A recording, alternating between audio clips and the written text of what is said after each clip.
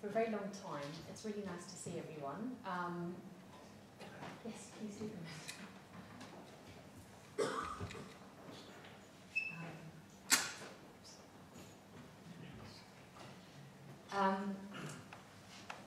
And yeah, we're hoping we'll be able to hold them in person from now on as an annual thing. I'm also going to be restarting the alumni newsletter. If you have any ideas for what you'd like included, please just come and find me at the drinks reception. So the format of this event will be 3 talks in here on this theme, which we thought was appropriate for 2022, disease and history, ranging from medieval China to the present. I think what we'll do is we'll have the 3 talks in a row and then questions all at the end. We're actually currently missing one of our speakers, but hopefully she'll come. So we're going to shift the order a little bit. Professor Lowe is attending an MA conference, so it's clearly overrun, but it is within the UCL building, so I hope that we will see her later. Yes, the reception will be in the north cloisters, but if we will head in that direction, so you can just follow us. And I have introduced myself. My name is Professor Sophie Page. I'm a medieval historian in the department. So our 3 talks are on the healing arts in medieval China, medieval technology and the everyday in 17th century London, and fast and slow pandemic violence. And Professor Lowe is just turning up in time. Brilliant.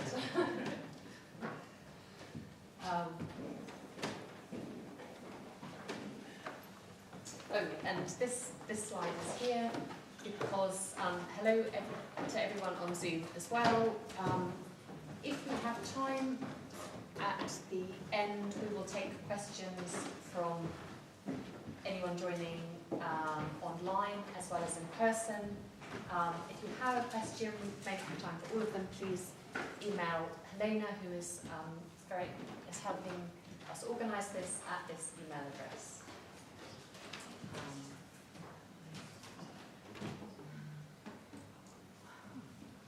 So I'll turn to... I'm really first. Yes, you are. So I'm being traditional and it's chronological order. Do you want to go second? No, it's fine. Let me get it over with. Okay, so our first speaker is Professor Vivian Lowe, in the History Department, an expert in ancient and medieval China, particularly the healing arts and medicine. Thank you so much. I was labouring over this till about 3 o'clock last night, and then I realised I've got to chuck half of it because I've only got 15 minutes. Yes. Okay. All right. So, for more than 20 years now, I've been doing collaborative work on the transfer of knowledge of the healing arts along the land routes from Central Asia, from Tabriz to Tibet, before the 14th century. I had begun before that translating and analysing manuscripts from the early period, excavated from 2nd and 3rd century BC tombs in China, in the central plains of China mostly, but also up in Sichuan. This is sort of course and hinterland of the Yangzi, right up to the origins of the Yangzi. And this is a growth research area because the finds are constantly being made today, all the time. They're digging up roads, digging up cities and finding, scratching their way into new tombs.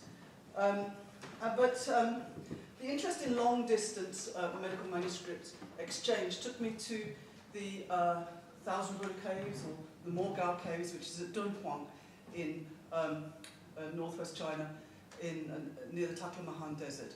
And a walled-up Buddhist library cave there, which brought tens of thousands of manuscripts, many of which Sir Orlstein and Paul Collier brought to the British Library and the Bibliothèque Nationale. So they're right here for us to research. And actually, very little research has been done into them. So they're unmined-resourced. These manuscripts were mostly written before the 10th century in Chinese, but also in Tibetan, in Sanskrit, in Tocharian, Uyghur, Mongolian, and among other languages, and provide evidence of the sustained dynamic and interactive nature of exchanges in the healing arts in pre-modern times.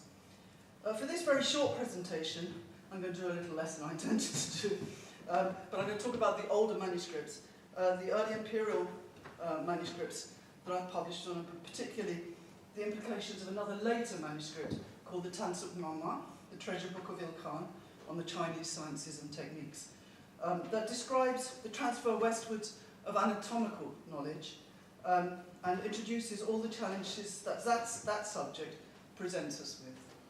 So let's have a little look. This is Tansuk-Nama, and you can see here the Chinese version, and here, strangely, the earlier Persian version.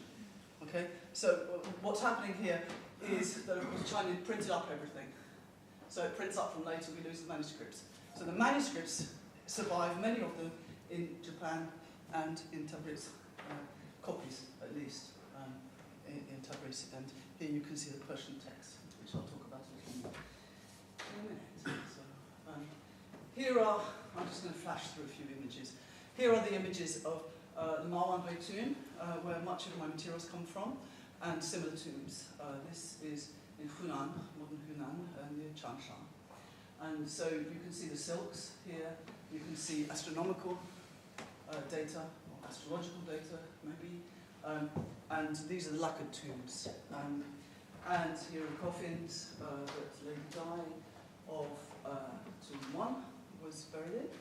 And here's one of the manuscripts, just to give you some sense of it. This is not a textual manuscript, which I often work with, but it's a picture of the earliest type of therapeutic exercise with captions.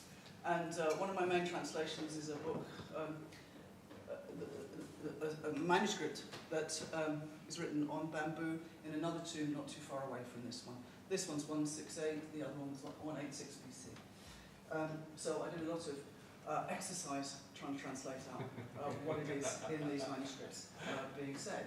And this is the Dunhuang cave, which was walled up here and then blundered into by a monk, and then bought for a song by Sir Arsine and Paul Pelliot, brought back here.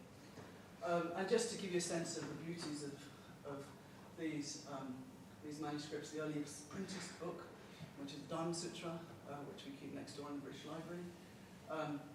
The oldest star map of the Northern Hemisphere, and with a dinza, I think the electric spirit on the left-hand side there, lightning spirit perhaps.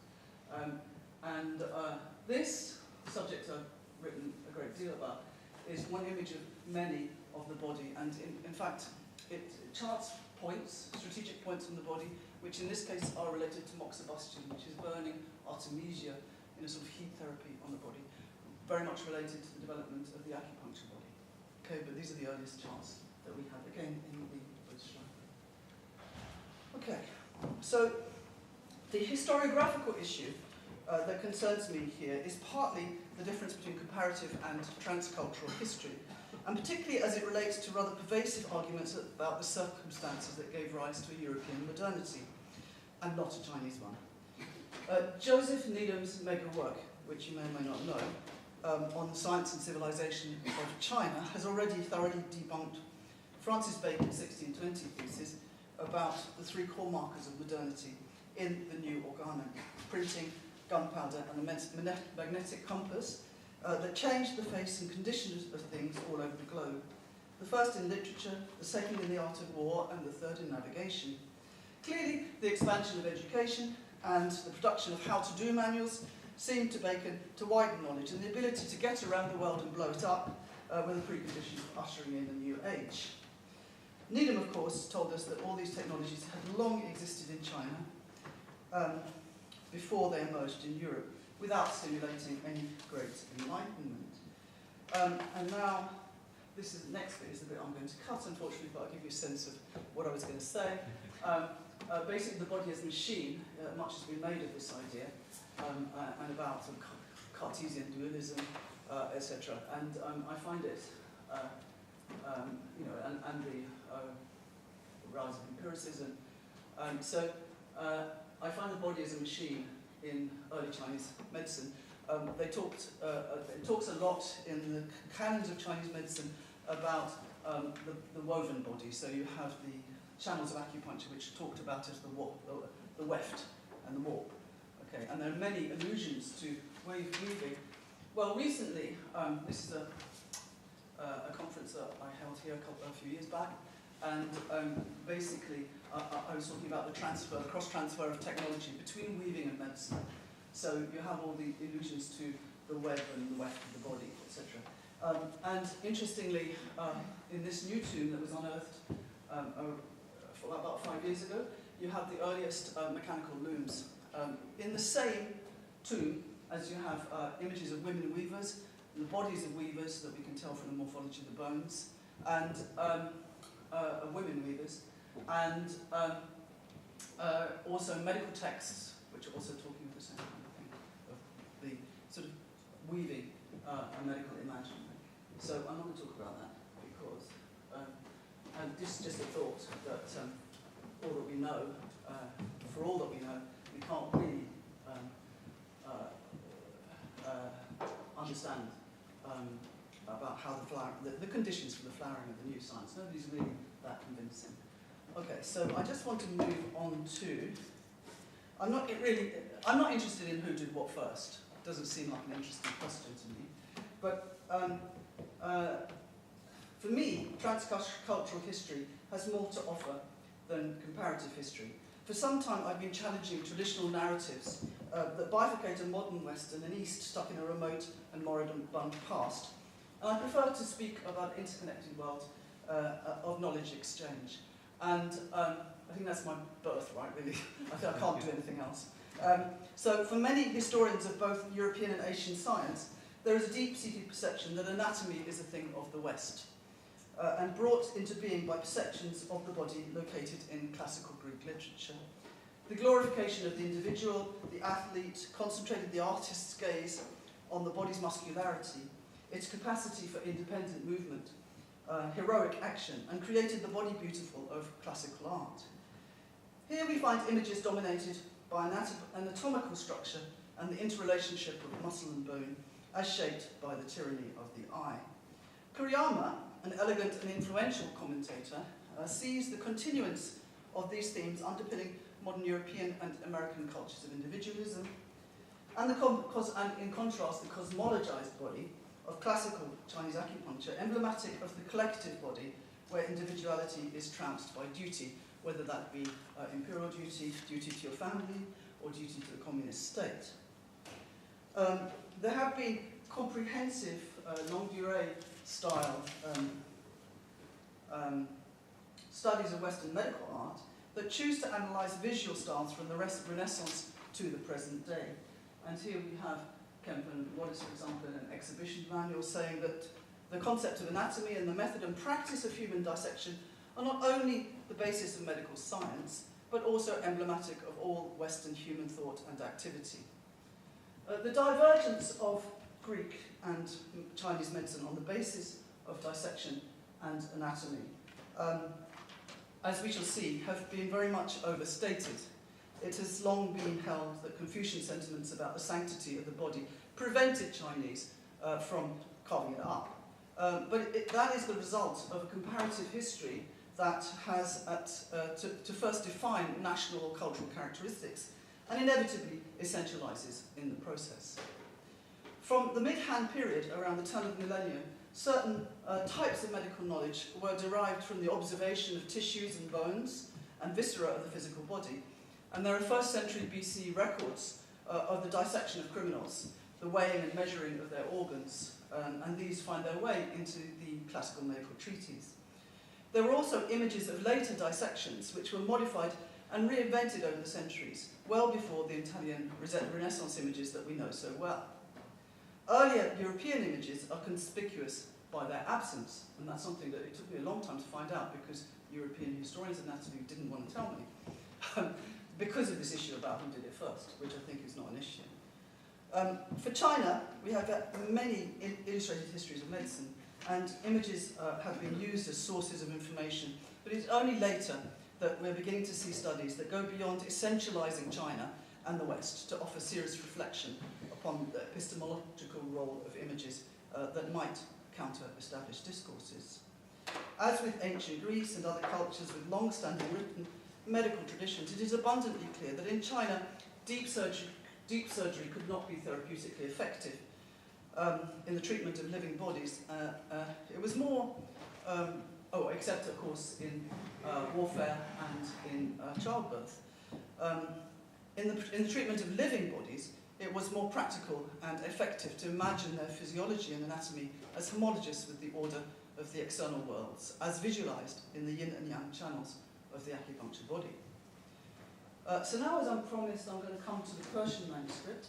I want to end on this very brief note about the work of two characters who exemplify under-researched transcultural history. Rashid al Din and Shang, who both held comparative jobs and were active in the cultural administration, initially at two ends of the Mongolian Empire in the 13th and 14th century, producing both of them art, history, and science. Rashid al Din al-Tabib was a Muslim convert of Persian Jewish descent who served the Mongol Khans in Tabriz, Iran, and Shang, a Mongol, trained from childhood to serve the Mongol Yuan princes and Khans in China. The Mongol Empire ruled much of Eurasia and precipitated the largest scale movement of peoples, ideas and practices in the pre-modern world, and brought these two men together. Despite their different ethnic, regional and religious backgrounds, the ambitions, interests and educations of these men resulted in strong professional and social alliance that catalyzed developments in arts such as cuisine and agriculture, and in sciences such as astronomy, history and medicine. For each statesmanship, scholarship and visual art came together in the work of cultural administration, encompassing a staggeringly broad range of fields. In summarising the fruits of their exchange, we could speak of, so here is just Bolat's position. I haven't given you Rashid al Din's, but it gives you a sense of the wide range of jobs that he did. In summarising the fruits of their exchange, we could speak of the lasting effects on Islamic art. So that would be things like the Chinese motifs of the phoenix, which just sort of dissolve seamlessly into Persian silk here. The lotus and the dragon. We can look at the impact of China's landscape painting on Islamic art. And also the printed book. Here we have the printed book and the sort of shape, the cartoon shape of these kind of books, which took on in Persia and hadn't been seen before the arrival of woodblock print from China.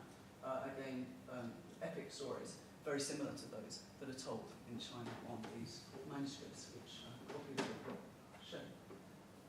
And here's some more. So the arts, the histories of the world.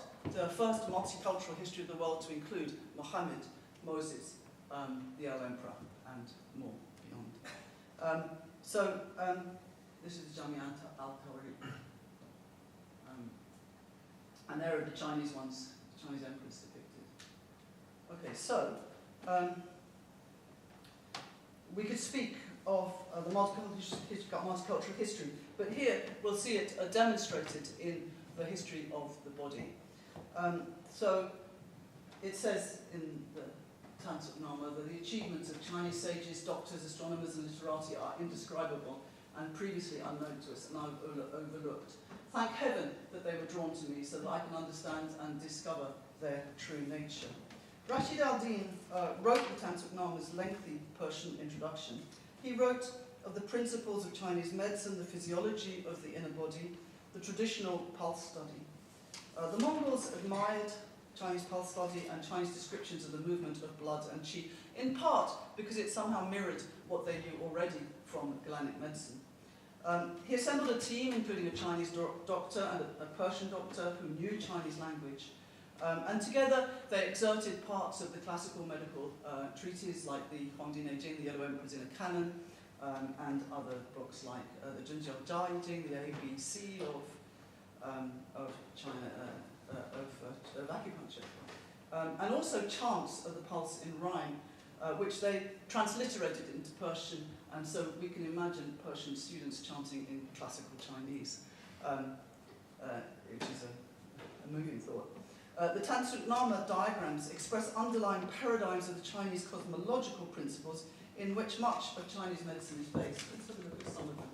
This is a fascinating thing, because what you have here is the earliest surviving example of the Tai Chi Tu, which is the yin-yang. To you would be the yin-yang map. Okay? It's in Persian. Obviously, there were earlier originals, but they're gone, because they're printed. The earliest printed ones are at least a century later in China. So here you have all the Persian annotations as interpreted by these two who were working with Rashid al Din. And so Rashid al Din had to insert here on cosmogenesis, how the world came into being. First there was Taiji, and then there was yin and yang, and then there were 10,000 things, but he has to put Allah there. Allah starts it off, because basically he's a Jewish physician, but the Mongol emperors who were Tibetan Buddhism were converting to Islam at that moment, and it was quite fierce. In fact, he got executed for heresy in the end. Here we have the pulse, and all the, if you know the diagrams of the I Ching, they're the divinatory patterns. So, where are you? As for the images of the interior organs, Rashid al Din follows the sequence of a man called Li Zhong, who he was writing in the 12th century, and some of these images are known to have been based on anatomical diagrams of the dissections that I've already mentioned, which these are attributed to the 10th century Yen Luozi, master of the smoke curtain, and the dissections and the inner organs were used for meditation in a kind of inner alchemy, which was a Chinese practice of spiritual development. And so, by including them in his sequence, Li Zhong signalled the permeable boundaries between medicine and religion in the tradition of inner alchemy. And so, most likely, these organs found a place in the Tansu'nama not because of what they expressed about Chinese medicine, cosmology, or alchemy, but because they resonated with the attention Galenic medicine had also paid to anatomy. Indeed, within the history of Galenic medicine, there may have been a resurgent interest in anatomy. Indeed, within a 1292 Latin manuscript in which blood vessels are diagrammatically positioned within the outline of the full body. Am I done? Okay. Yeah, okay. So I'll come to the end. So there we are. The anatomy here of Li Zhong in China is translated into Persian here, almost exactly, and this is the earliest version that we have, 1313. What he didn't take into the Persian version was these, because they contain the spirits of the cosmos, they contain the worms and all the devils that live inside us as well. So that didn't quite resonate with a Persian understanding of the world. And this is the one that he left out. I'm the only one. And I could say much more, but I think I've come to the end.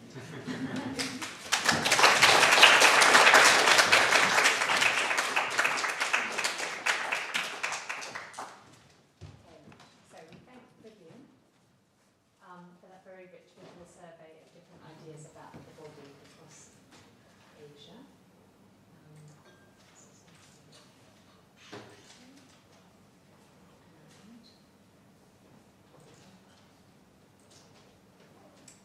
Our next speaker is Dr.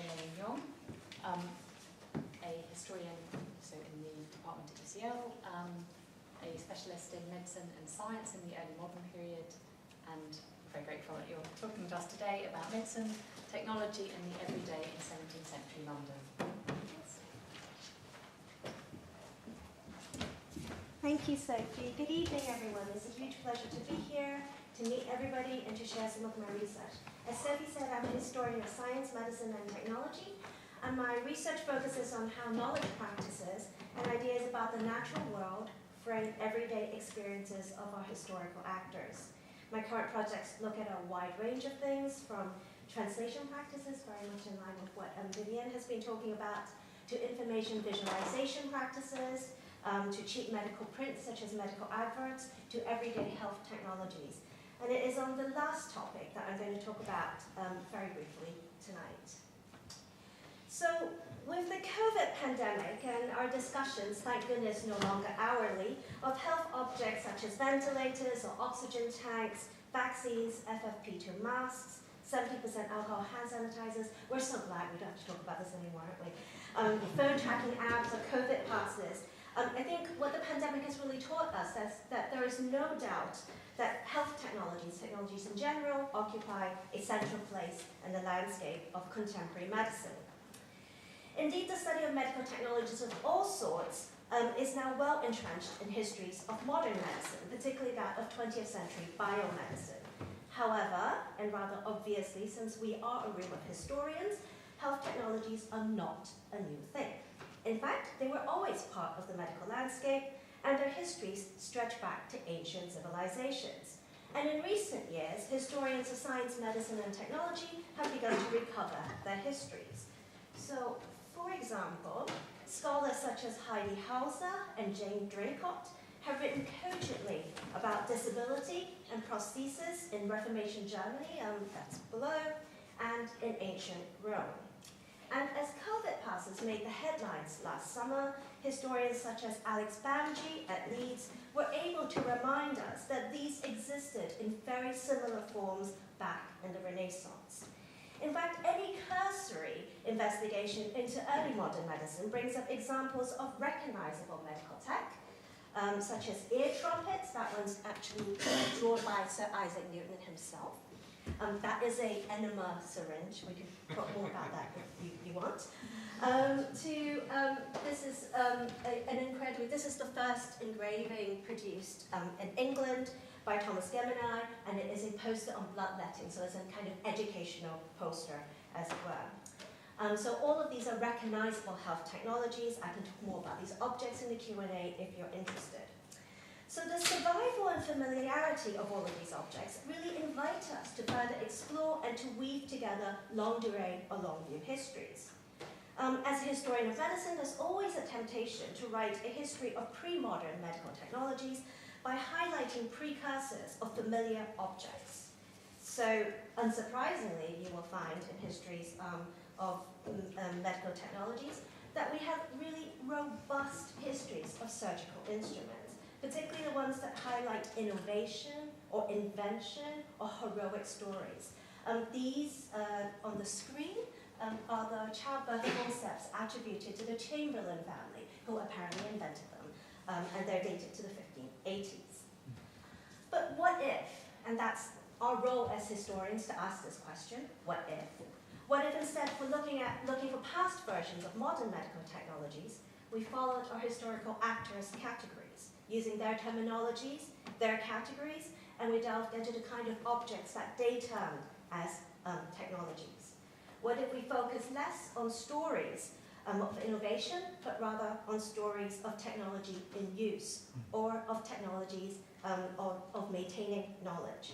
What if we looked for everyday or small technologies used by the masses, rather than specialist tech? What kind of health-related objects might we find, and how might this extend our views of the place of technology in times of sickness and health? So this evening, I wanted to talk to you about one particular story of these kinds of health objects, and it's the warming stone. And in so doing, I hope not only to offer you what I consider a really fascinating story, I'm certainly obsessed with this story at the moment, but also to convince all of you of the various ways in which looking at pre-modern health tech might inform our understanding of everyday life in the past, but perhaps more relevantly, might inform our own understandings of our relationships with technology and our bodies. So, the story of the warming stone, it begins in 1640 in the village of Antony near Plymouth. This is an image of Antony House. It's the National Trust property from which the Cornish gentleman Sir Richard Carus, who's the main protagonist of this story, lived. So by the 1640s, Richard Carus had been using a local stone to perform cures both on his estate and in the local village of Antony and the surrounding areas for a little while. The warming stone, as Careys liked to call it, consisted of a Cornish stone of exceptional heat retention properties, which was cut to about 7 to 8 inches long and about 4 inches wide, and then wrapped in thick canvas and in different kinds of wool. In this configuration, it was said to retain heat for about 10 to 14 hours and could be used to warm different parts of the body as required. Now, although he had no formal medical training, Careys was a keen observer of his own body. He left a set of medical reflections that runs to about 15,000 words long, so he really liked talking about his own body and his kind of observations of it. So aside from that, like many men in his position, he also took interest in the health of his family and of his dependents. Now, since from the time when he was very young, when he was young, he went to France with his uncle on a diplomatic mission. And he got very sick in France and he nearly died. So since that particular illness experience, he became very obsessed with maintaining the innate heat of his body. The idea of the innate heat of the body is found in a number of medical cultures, I'm sure Vivian can tell us, and Careys' particular idea of the innate heat of the body likely followed Greco-Roman ideas about the humoral body, and he probably encountered it through the writings of Hippocrates or Galen. Now, this particular idea postulated that all living creatures were born with a certain amount of innate heat, which decreased with age. So you will not be surprised that Careys invented the warming stone and began really using the warming stone when he was an old man. Now, innate heat played a prominent part in generation and growth, in digestion, and in a generation of bodily humors. External factors such as too much exercise or catching a cold or humoral imbalances will lead to a decrease of innate heat, which then could lead to all sorts of bodily ailments.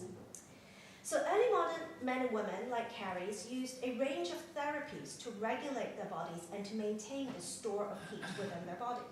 These could take the form of ingested medicines made from plant, animal, and mineral materials, or they could regulate one's own regimen by regulating food intake, sleep, rest, or exercise.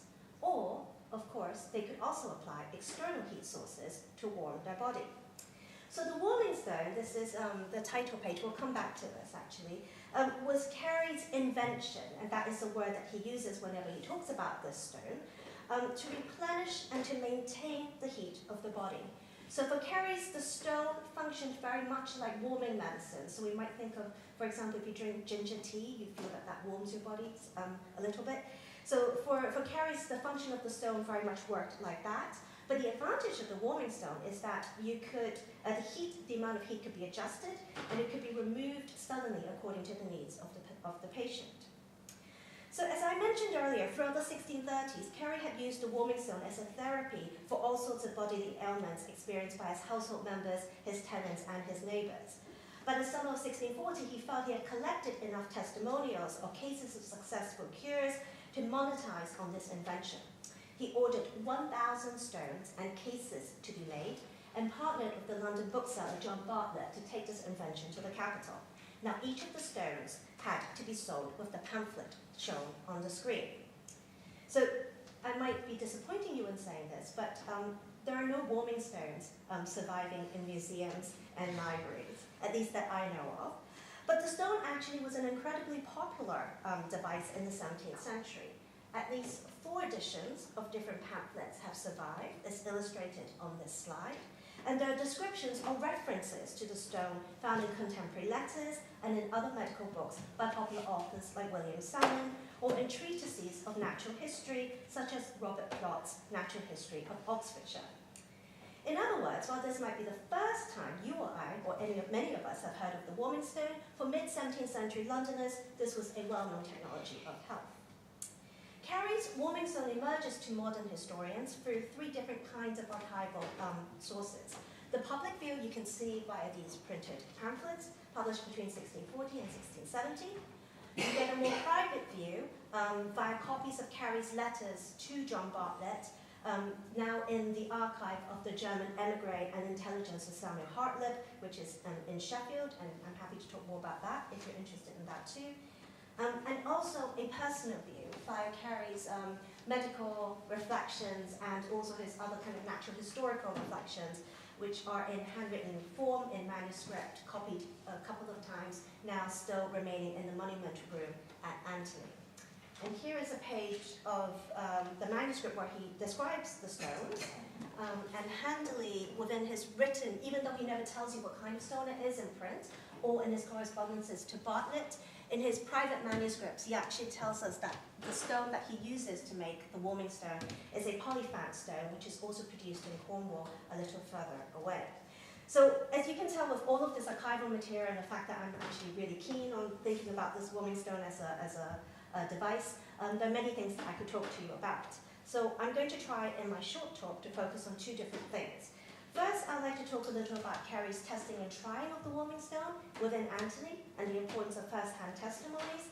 And then I'm going to try to shine light on how the warming stone is representative of a range of multifunctional technologies which were continually tweaked and modified by makers and users. So the practice of testing drugs and trying cures has a really long history, stretching back as far as we have records of drugs and remedies. Makers and users of drugs have always used human and non-human bodies and the senses to test reactions to various materia medica and other therapies. Carey's practices of testing began at home, in fact, on his own body. Within his medical reflections and the printed materials accompanying the stone, so the printed materials are basically versions of what he had written in his handwritten notebook that he kind of culled and decided to make public. He recounts many different sickness episodes, as I said, and this included one which I put on the screen here, where he tells us that his foot and his leg had grown full of black spots and some white between, from the sole of the foot all the way to the knee, and it was very sore and it was a bit like gangrene. And with God's blessing, he was able to restore heat to his foot using the warming stone, and this basically healed him. So aside from his own kind of very detailed and sometimes icky experiences of the stone, Carey also reports that his device has helped his wife and other women in childbirth, cured back pain, ruptures, violent fluxes, fits of agues, and much more. So in addition to testing the stone on his family, he was not shy, and he also tested the stone on many of his dependents. And this is kind of, this is from a poster that advertises the stone that I can also talk more about if you're interested in, but it kind of sums up some of the different cures. And as you can see here, William Dean of Antony at Cornwall, and also Theophila, the daughter of Mr. Dweebo, also from Antony and Cornwall, were cured from the headache. Mr. Nebold's servant was cured from the toothache. So there are many different kinds of cures at work here. So in fact, the reason that all of this becomes in tabular form and kind of is illustrated on a one-sheet poster is because Carey saw these witness testimonials as the most valuable part of his invention. And he continued to update this list of cures even after he sent the first version of the text to London for printing. And once the text reached London, the bookseller and printer John Bartlett, Carey's partner in crime, also continued to update this and added many more successful cures. Bartlett also added his own experiences of the stone to the text as well. But here we can see that, you can see we're moving from Antony Cornwall to London and to Sander Durden here, also was cured to the toothache. And Lawrence Jemmett, who was the son of William Jemmett, was cured from the coughing of the lung and spitting of blood by applying the stone to his throat and his stomach for 6 weeks. Now, all of this might be kind of a little grisly and icky to us, but actually the inclusion of successful cures was a very common strategy in early modern medical writing. It was a way to construct authority, and it was a way to demonstrate cure efficacy. And it can be detected across many different kinds of medical writings, from cases to observations, to recipe writings, to adverts for new drugs and panaceas.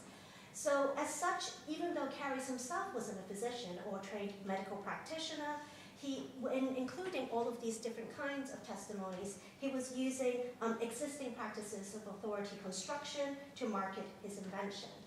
For me, reading all of this emphasis on users' experience also suggests that there was a consumer-driven market for these kinds of goods.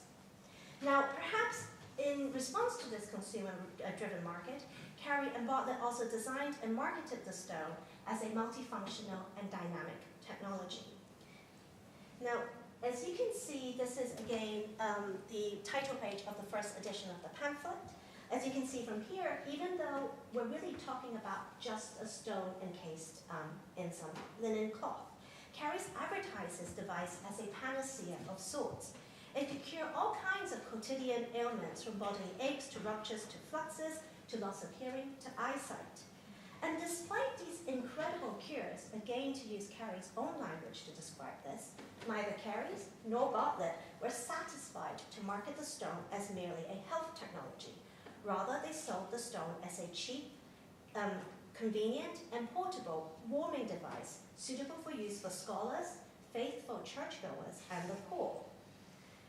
Carey's and Bartlett also explored other possibilities with the device.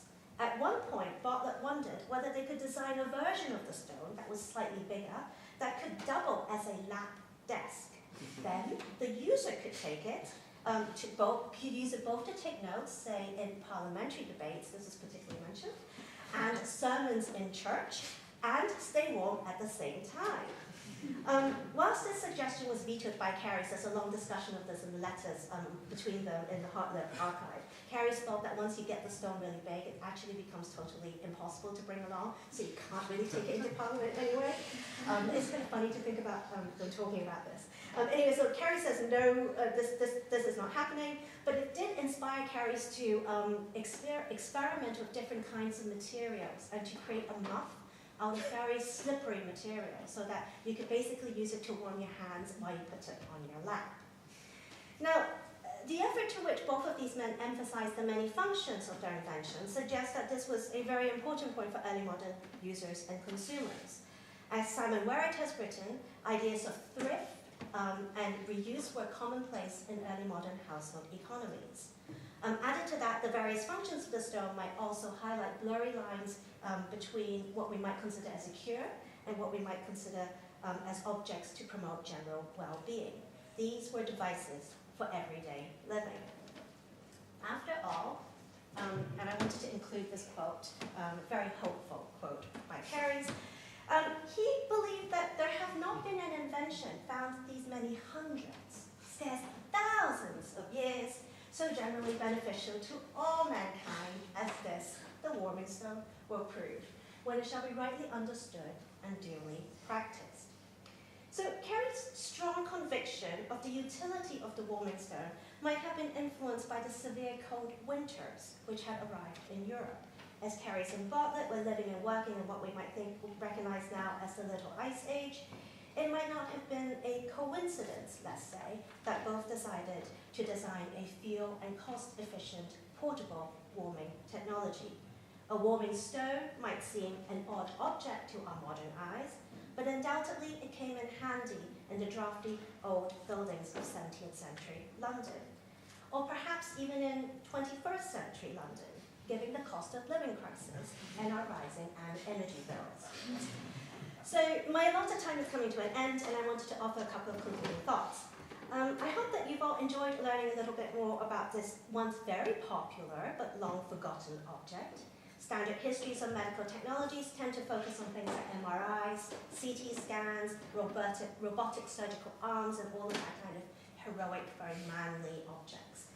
And by bringing everyday health technologies such as the warming stone to our conversations, I wanted to encourage all of us to broaden the scope of what we might consider as medical technologies, both in the past and in our current moment. That is, if we trace the stories of the stone forward, we might begin to look at different kinds of medical technologies, things like deep heat or heating pads, which also have significant impact on sickness experiences, but are not often written about by practitioners or researchers. Shining light on these kinds of technologies allow us to tease out new networks of historical actors and new spaces for knowledge making. Recovering these stories might also push us to reflect upon our own relationship with medical devices and technologies, and how these deeply frame our own medical encounters and everyday experiences of health and sickness. Thank you.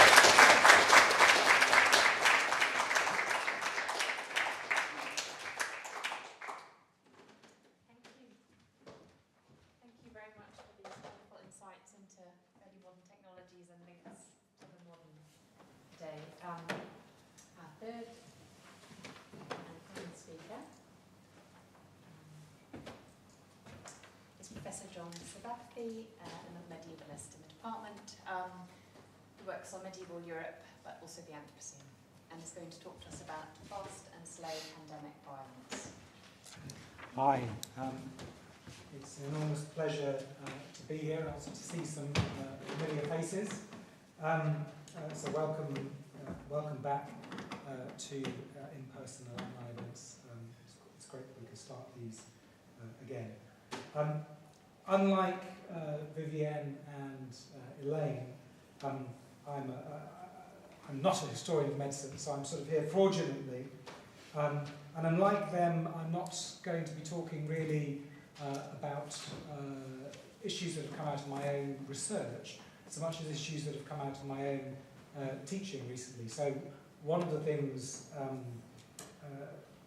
colleagues, both in the history department and elsewhere in the faculty did when COVID hit, was set up a course to think about COVID in a comparative context, a module that's called Comprehending COVID, which was explicitly to do with thinking about pandemic disease in a sort of large-scale social, historical, political kind of context.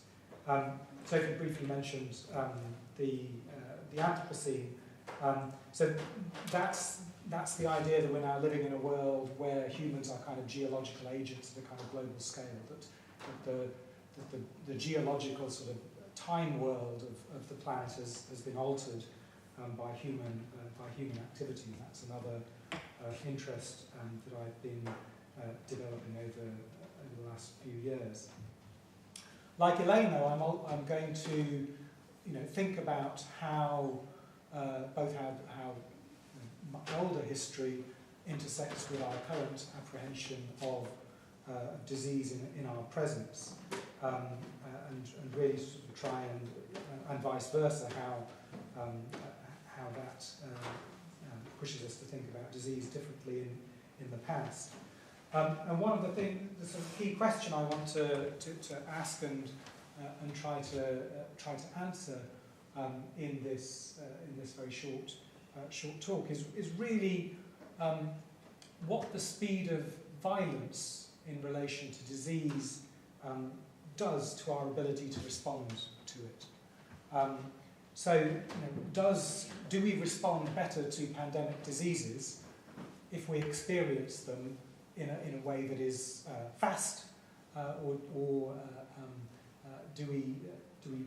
does that not seem particularly relevant? And how does history help us to think of how humans have responded to pandemic events like the one we're in many ways we're still in the middle of? This is an image today from the paper. So North Korea has only just admitted that they have got COVID in the country. Of course, everyone suspected, knew that couldn't be the case. But today is the first day they've acknowledged that they have COVID in North Korea. So this is still very much a live sort of situation. This idea of fast and slow violence is something that's been very influential recently, particularly this book by Rob Nixon, a book called Slow Violence and the Environmentalism of the Poor. And what Nixon was trying to really do with this idea of slow violence is point out that the ways in which we apprehend violence, typically, historically, politically, whatever else, are very much focused on particular sort of quick forms of violence that is of thinking about this that would capture the kinds of violence that he wanted to foreground, such as are produced by pollution, such as are produced by climate change, such as are produced indeed by disease. So what Nixon was trying to do was to find a way into thinking about that. By slow violence, I mean a violence that occurs gradually and out of sight, a violence of delayed destruction that is dispersed across time and space, nutritional violence that is typically not viewed as violence at all, because its visibility, like that, radically changes the ways in which we mobilise ourselves to respond to it. He's alluding to things like the Twin Towers here, the speed of response to violence, to very spectacular violence, if you like that, means that we respond to it better than we respond to less visible, slower forms of violence. To talk about slow violence then is to engage directly with our contemporary politics of speed. It was that he thought is key in our ability to respond better or worse to particular forms of violence. And of course, in the other kind of major ongoing news story of the present, one has the very obvious forms of fast violence that are indeed occupying our minds, newspapers and television screens. The Guardian every day says, what we know on day, as it is today, day 78 of the invasion. It's a setting of the Ukrainian conflict in that chronological kind of context. So it's interesting, I'd like to suggest, in that context, to think about whether it makes, what sort of violence the COVID pandemic has been. Whether indeed you even think of it as violence. I mean, does that, as a curiosity, well, not curiosity, it's the sort of burden of what I have to say. I mean, do you think that violence is a useful way to talk about the pandemic? Does that seem like a helpful way of thinking about it? I mean, does it seem, I mean, we can come back to this in Q&As, does it seem like a fast or a slow sort of violence? I mean, in many ways, contrasted with the Ukrainian conflict, it perhaps seems quite slow. But if you think about it, and this is the data which ultimately derives from Johns Hopkins, who've been collating it all the way through the pandemic. I mean, if you think this is 2020 here, 2022. This is mortality rates with the particular spikes here.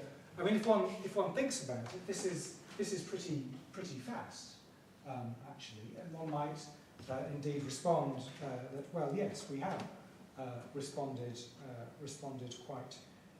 quite quickly to it in some ways, one might say.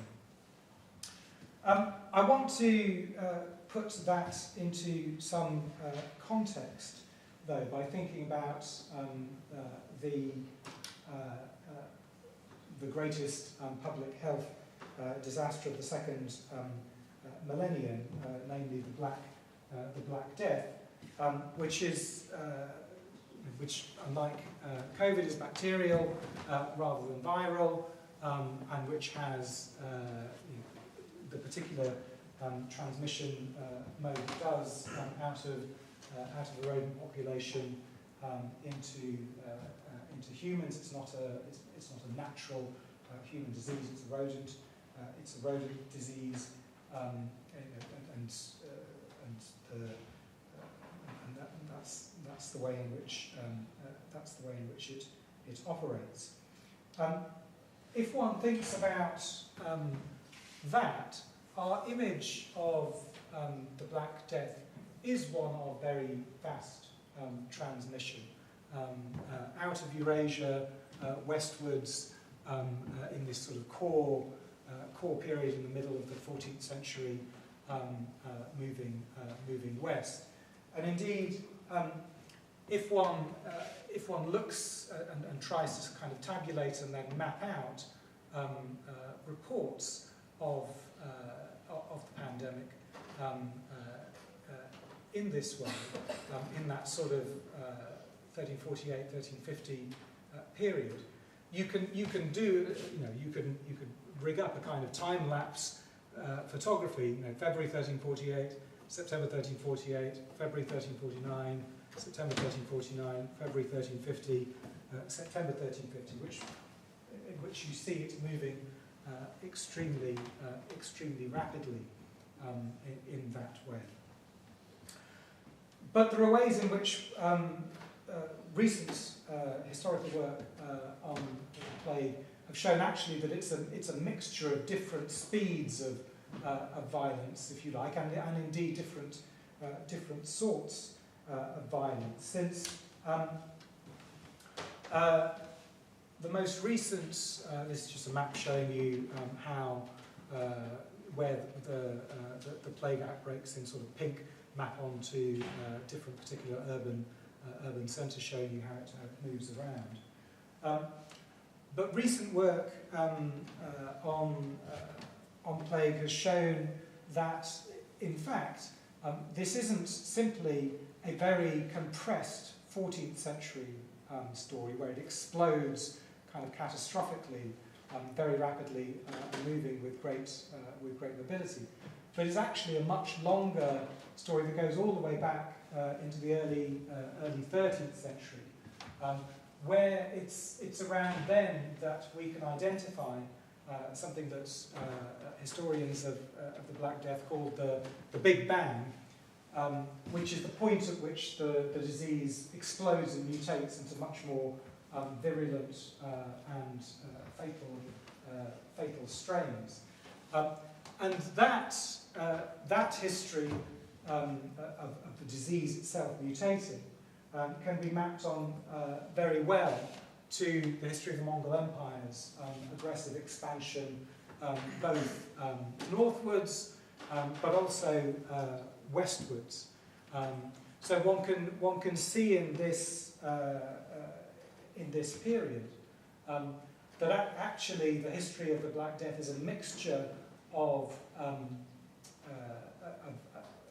both very rapid movements in the 14th century, but also a much more extended, slower kind of violence earlier on in the 13th century, but which is then mapped on much more obvious forms of violence, namely the violence of the Mongol Empire in expanding and conquering a series of neighbouring groups in this way. And that indeed, as Monica Green, one of the leading historians of this process, has sort of has argued, that the development and spread of the bacillus may indeed have been quite a quiet event, largely unnoticed by human populations, and with a far more visible chaos caused by the early Mongol conquest. So different forms of violence sort of hide one another on this kind of an account. So I just want to conclude really by using that to think about what it is that we struggle to respond to in relation to the sorts of pandemic violence that we've all been experiencing in different ways. You know, bodies under assault from diseases, the deaths that have occurred as a result of that, and which continue to occur. In what might be called an optimistic kind of reading of what happens after the virus, the title of the book by the husband and wife team, Hilary Cooper and Simon Zreta. So Cooper more a sort of economist and health specialist, and Zreta a historian of medicine. And one might indeed wonder whether After the Virus is itself a rather optimistic title. What they suggest is that actually the fault lines that the disease have exposed will lead us to reconfigure our societies and governments in more equitable ways. And they suggest that we're not going to return to business as usual. Cracks in the neoliberal order were then already opening up when the pandemic hit. As the crisis unfolded, more insistent voices could be heard through these cracks, calling for a new ethics of business behaviour. One of the things they argue has been a massive amplifier of our vulnerability to COVID has been austerity politics and cutting of funding to healthcare. This is very political the book, if you like, in that sense.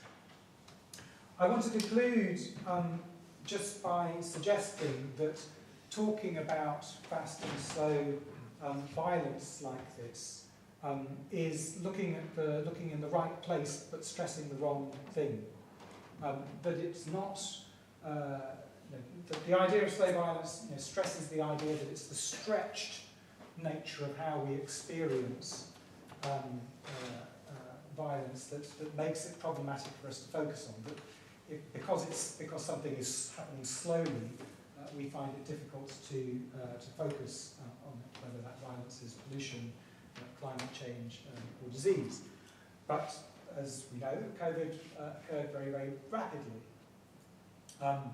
Yet, I'd suggest there's very limited evidence that either its scale or speed have triggered deeper changes in movements in relation to the really deep underlying causes. Indeed, arguably, the single most important underlying cause, that is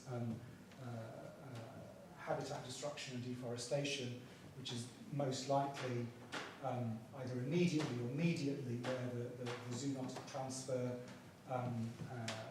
probably from bats over to humans, occurred. That deepest kind of cause of COVID is arguably the one that's being least focused on. It's the symptomatic things that are getting the most kind of focus.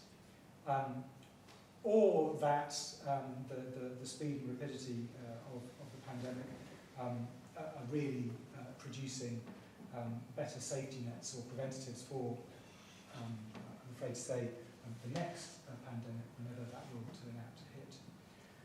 So perhaps slow and fast is stressing the wrong thing. In a way, the different faster and slower violence of the Black Death helps to make that clear too. And Elaine pointed to things like passports in and out of cities in the early modern period. Responding, city-states responding, particularly Italian city-states, responding to the plague is something actually that they were doing and already starting to do quite well before the plague hit. So it meant, again, stressing fast and slow maybe stressing the wrong thing.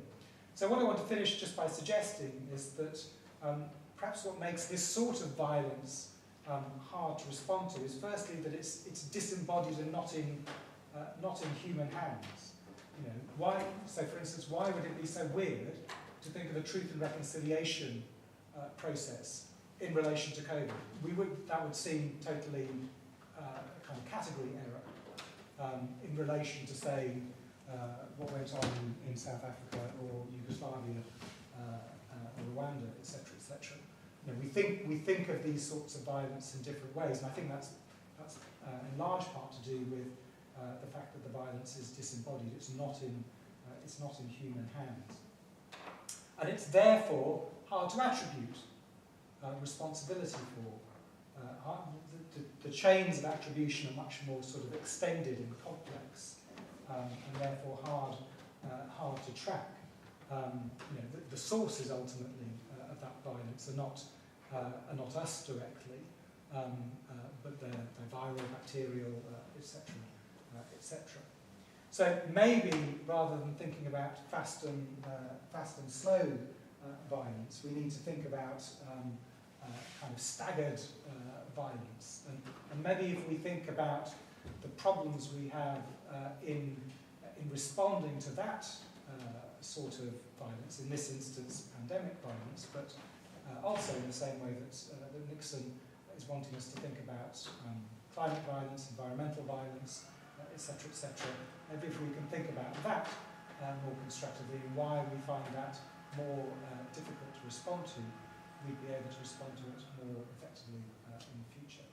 Thank you.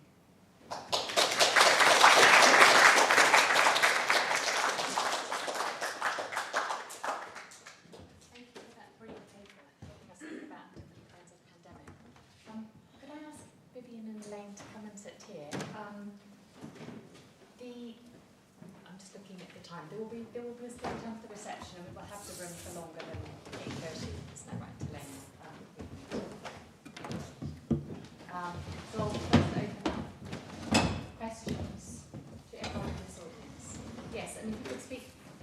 could ask the questions quite loudly for Zoom, that would be great. I'll do my best.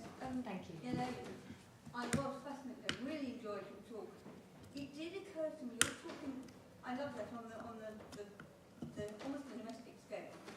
And I wondered, you've got a man putting things out there, selling his ideas.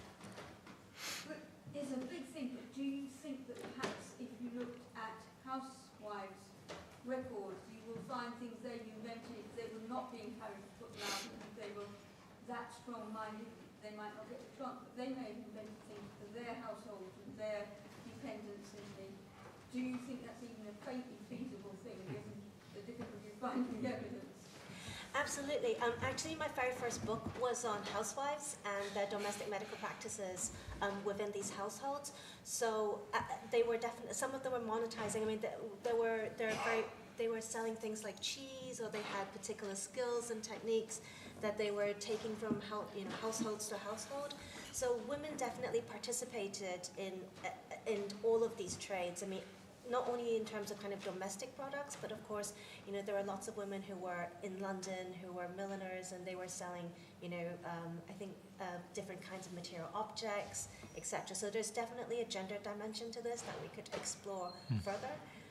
I was interested in here because I thought it was really, it's an interesting story to tell about a rural gentle, so in the time of what in the past we have called the scientific revolution. So this is the time of Isaac Newton, of Robert Boyle, of Robert Hooke, of when the Royal Society was being formed. And so science or histories of science tend to focus on urban centers and on the activities of men within London. So I thought that this story of this lone gentleman in Cornwall, and Anthony really is quite, I mean, it takes quite a long time to get there. It's kind of like a good parallel story or antidote to this other kind of urban story that we're telling, that there are also kind of rural science practices that also existed. I have to admit that I wasn't actually thinking gender, let's push the female point, other than that they might not have the chance to spread it so widely. I was more thinking on the domestic and the done just for the people around you, rather than being able to spread it in a commercial fashion. And yes, I agree more on this very much. But I'd love to see more. Yeah. Well, that's always nice to hear. Hopefully we'll produce more histories of this sort. Yes. Mine's a literal question. Has anyone in the museum or gallery tried to recreate the stone? And is it synonymous with the hot water bottle? I mean, it's heat inducing, but there must have been science that triggered the humours. So is there a connection there? And could we do, because I know you can produce facsimiles, so can't you do a stone? Absolutely, that is wonderful. If I could get some funding for it, that will allow me to go to London and Folifant and actually get the stone and make it, that would be, I think it would be a wonderful thing to do. And certainly reconstruction and reconstructive kind of recreation practices is really popular in the history of science at the moment. It's a little different from kind of past reconstruction practices that we're trying to test whether experiments work. Nowadays, we do a lot of reconstruction because we want to try to understand how our historical actors understood materials and processes. So I talked a lot about how Carey's was experimenting with different kinds of cloth. He writes very cogently about how different cloths have different heat retention properties, and whether you want canvas or wool or on the inside or outside of the stone. So it's definitely recreatable, and I would love to do this. And then your second question. Yeah. There were lots of different hot water bottles and warming pans that were used, I think, in many medical cultures throughout. And in this period, there were actually sort of kind of glass bottles that people might be using to warm beds. And there were also glass dildos that you could put hot water in to make it a bit warmer, for example. I think this example of the warming stone and a hot water bottle is super interesting. They seem to be very cognate technologies, but actually how it works and it's kind of theorized very differently in different medical systems, right? So we use hot water bottles all the time now, and the reason that we use it quite often is because we think that the heat might relax our muscles. But obviously, for someone like Carrie's, the idea is a balance of humor. So the heat being applied is kind of replenishing this innate heat. So I think it's so interesting when you have one particular object that allows us to kind of delve deeper and think more critically and analytically about different knowledge systems, which is really fun. So thank you for your question. Yes. When we're talking about the COVID pandemic and the theme of violence and people's reaction to it, it actually struck me that the bigger public reaction with COVID was the sense that what the authorities were doing was a violence against things like civil liberties. And I was thinking back into past examples, and I'd be interested to hear your thoughts on this. It seems to be the first time that authorities had a combination of enough power, enough organisation, and enough understanding to actually control people and change their behaviour in direct response to disease, was quarantining. Now, I'd be very interested to know, for example, the Chinese had any understanding of quarantining, or whether it's something that is actually invented in Europe, I think in the Middle Ages in Venice, but I'd be interested in your thoughts about whether the violence is not so much about the disease itself, but about people's reaction to it. So, for example, in the Black Death, there was nothing the authorities could do. Quarantine, I don't think, had been invented. And therefore, the violence, people didn't react to it as a violent event in terms of their perception of a disease. But we move forward, and it's the authorities that come into the spotlight rather than the bacteria or the virus. I mean, well, Vivian can maybe answer in relation to Chinese uses of quarantine. I mean, you do have in that period the use of quarantine. I mean, certainly in a European context, that's where it's invented in terms of a European Western history. I mean, I think the point about the violence being perceived of as coming from the state is very interesting. I mean, obviously that's a particular politicizing of state actions, and certainly not so much here, but obviously in America, but even France, you had very significant anti-government responses to where it was sort of represented as that. So I mean, in this country, I think what was striking was the anxiety actually of governments about imposing constraints on the population. I think that certainly to begin with, they didn't think that people would comply. And that I think in Britain was the reason for the very slow very slow application of lockdowns. So it was in that sense, actually, I think the British experience was a curious one, because it was more to do with the state's lack of confidence in its own ability, if you like, to impose that violence, that coercion on its population, than necessarily the availability for the first time of those sorts of powers. Shall I answer about China? I'm not really aware of quarantine in the sense of locking out people, and until perhaps the late Qing period, and the Manchus, who were very concerned about smallpox, had their own forms of variolation, pre-smallpox, pre-vaccination techniques. But in terms of the history of quarantine, the big event is 1910 and the Manchurian Plague Conference. They had a conference which, and at that point, Ulian De, who was a Cambridge-educated doctor, basically was organising the quarantine measures, and they were very much resisted because of the burning of corpses and all the things that really went against Chinese traditions. The other thing that comes to mind is really the way in which how easy it is to lock up the Chinese population. And this is something architectural that has gone back to the Tang period, at least, and before that, really, because cities are made on a grid, and you can cut off quarters. And in fact, foreigners used to get quarantined, they used to get ghettoed inside certain areas of the Tang city. And it's the same today. You know, it's so easy to lock the back and front doors of a compound and then deliver food over the wall. And we see it happening all the time. My students are locked up in Shanghai at the moment for long periods and not without very much food. So that's not very efficient for the Chinese government, I must say. I mean, usually they're better than that. But they've behaved really poorly in Shanghai. But really, the moment of the 1910 Manchurian plague it is just at the moment of the revolution in the following year, and it marks, you know, the ability to violate the population in the way that quarantine does. Is something about the coming of a modern government too. It's not coincidental, I think. Can I ask a question of John, or make a comment on John's paper? And that is, I'm quite uncomfortable about the word violence, partly because there's no humans involved in it, apart from what the speaker suggested there, because he was talking about the impositions that governments are making upon us.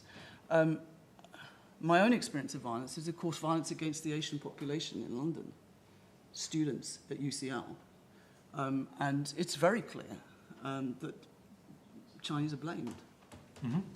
And so, and that's not only at a sort of personal level of my students, my family, but it's also at government level, of course, particularly between China and America.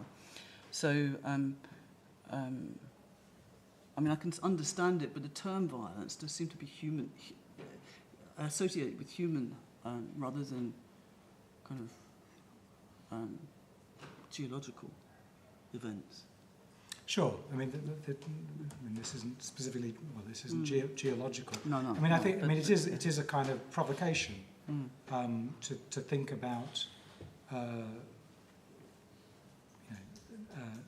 non-human. How else would you put it? Non-human acts that are damaging to human bodies as violence. That is, and there's been, many of you will have come across Steven Pinker, who now sort of presents himself as a historian in this kind of context, arguing that, we are in the least violent period of human history, that we've all become nicer to one another, and that we all used to be much more violent. One of the debates around Pinker's work has been to do with both how he defines violence, how he measures it, relatively speaking, but also to do with the sorts of things that are in and out. I think what Nixon is trying to do is is trying to get at how we can respond to, very extended, complex processes, partly of human technologies that damage human bodies. So, where pollution would be the most obvious one, where that is, he analyses, for instance, the Deepwater Horizon oil spill at some length. Was that violence or not? Is air pollution? London has one of the worst air pollution levels in the world. Is that violence? Who is responsible for that? And that's the issue. That's the key thing. Yeah. So I don't think that it, as it were, it needs to operate in a way that somehow makes it makes more interpersonal forms of violence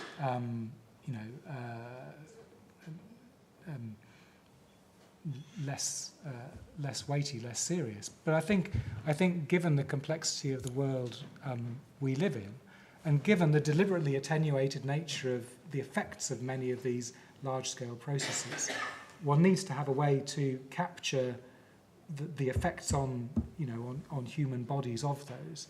It's interesting thinking about intergenerational violence. My children often say that to me. You did it all. You had it all, you baby boomers, and you were doing violence to us. Basically, I get that all the time from them. in so many ways. And I think you could think about that in terms of environmental. Well, it's very interesting. So the COVID inquiry that will allegedly happen in the spring. When does the spring finish? Just today, I think it was announced that will include effects on children in a way that was being written out of the terms of the inquiry. Well, they're being encouraged to include effects on young people and children in a broader ways in which than they were originally aiming to include it. So, I